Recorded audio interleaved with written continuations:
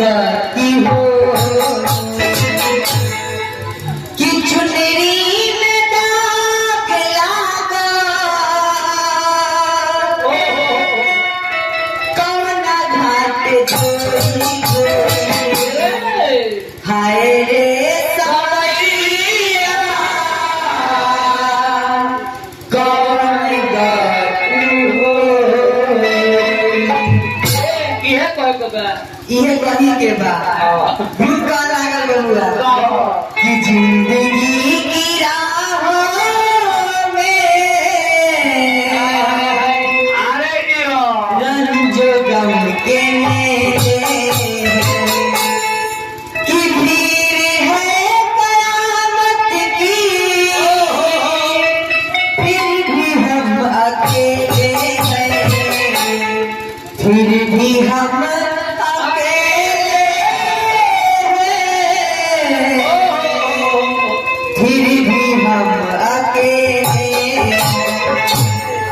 प्यास बने के बबुआ जरूरी नहीं थी अपन शौको नहीं थे हम जन बानी वही ठीक है अपना मैंने बने के ना चाहिए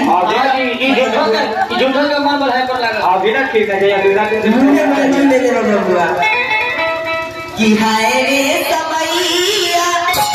कवन गति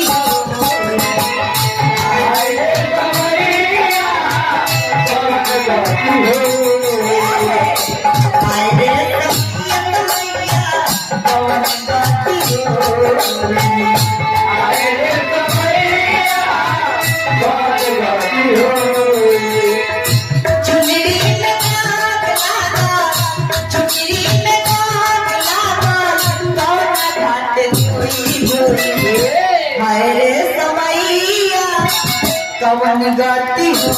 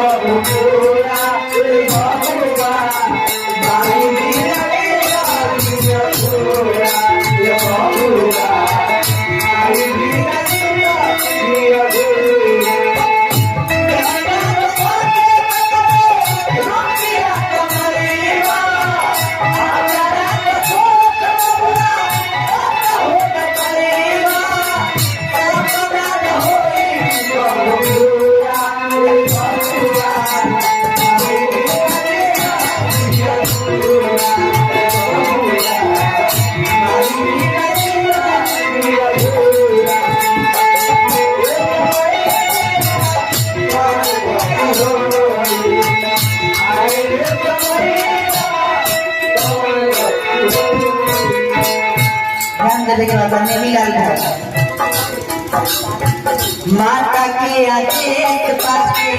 राम गइल पनमा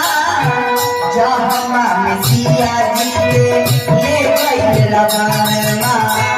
माता के आदेश पाके राम गइल पनमा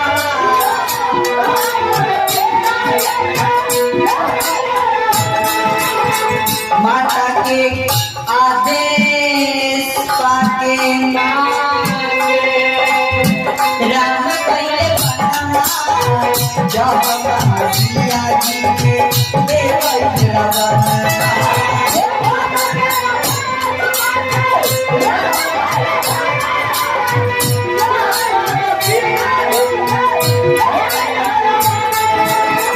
ये समय के फेरा केहू के ना छोड़ले बाबा न तहरा न हमरा न उनका सब है में बा खोजे खातिर हम लक्ष्मण बाजे कहने कोई रोई रे समैया कौन गति हो रे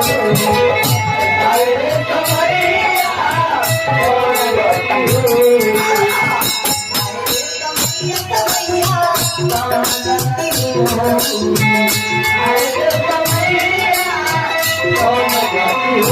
ध्यान नमस्कार शत्रुघ्न नाथ जी की तरफ से बहुत बहुत पुरस्कार आई भावना तब फिर कचरत में साझा करना आशीर्वाद के चाहता इन्हीं गिरीपति गार्जियन की तरफ से भी हजारों हजार रुपया के पुरस्कार आई है हमारा तरफ से कचरत में नाम आशीर्वाद के चाहता पप्पू राय जी उनका तरफ से भी हजारों हजार रुपया के पुरस्कार आई है हमारा तरफ से कचरत में साझा करना आशीर्वाद के चाहता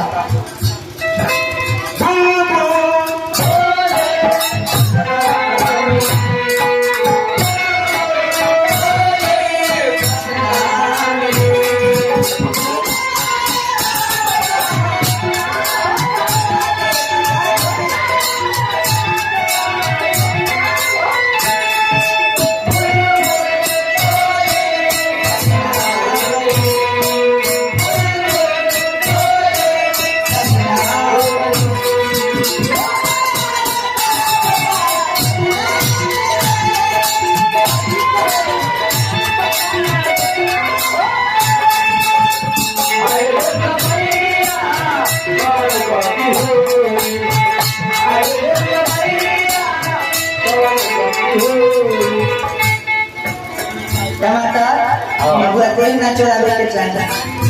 कैसे कि बबुआ टमाटर पके वाला था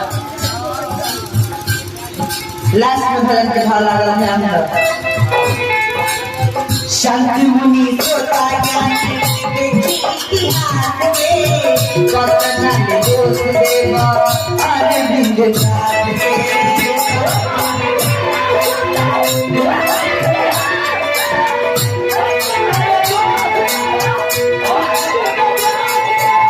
शांति मुनि सोता ज्ञानी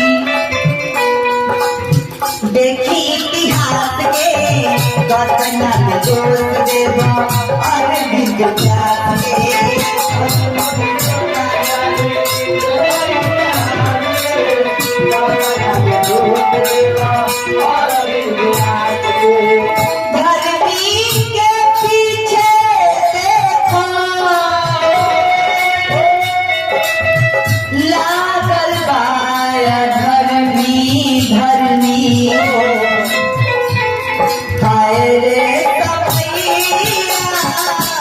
Come on,